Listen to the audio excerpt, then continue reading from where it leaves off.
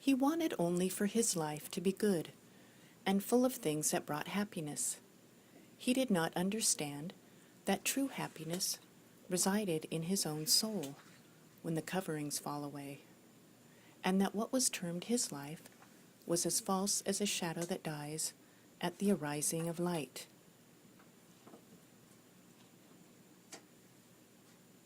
He did not know that wanting to cling to his life as a separate thing was what was bringing suffering, so he went through life this way.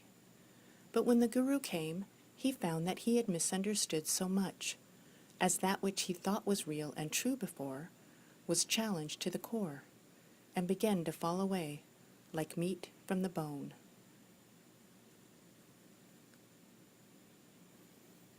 He then was able to see clearly what is true and false, and how he was his own worst enemy to believe the mind. In his ignorance he did not know, but once his eyes were opened, as painful as it was to see his mistaken knowledge, he could no longer go back to the traps that brought only a seeing that was caged in conceptual understandings and conceptual judgments that arose from conditionings. How very false they were.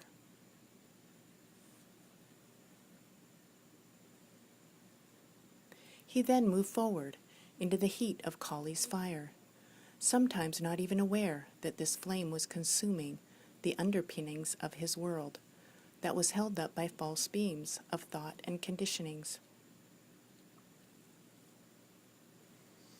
Kali's fire was consuming these beams and moorings little by little, until the whole structure was to fall into the sea that was the life force of all. In this walk to truth, he did not know his life was never truly his to begin with, for what he called his world was a private thing, and this was not real. It was as a dreamer dreaming. It was as an illusion on the hot dunes in the desert that one races after again and again.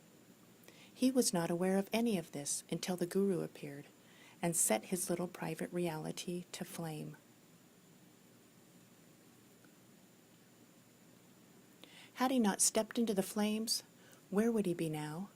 Lost in some other place within his head, as all that are lost in the world set out to find that which can never be obtained.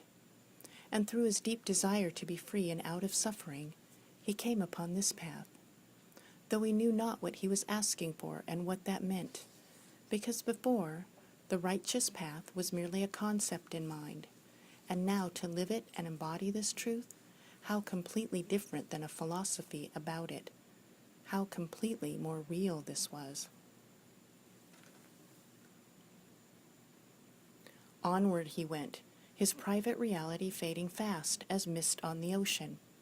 And this was a very good thing, my friends, as what replaces this world that he has guarded and protected so fiercely is Satchidananda.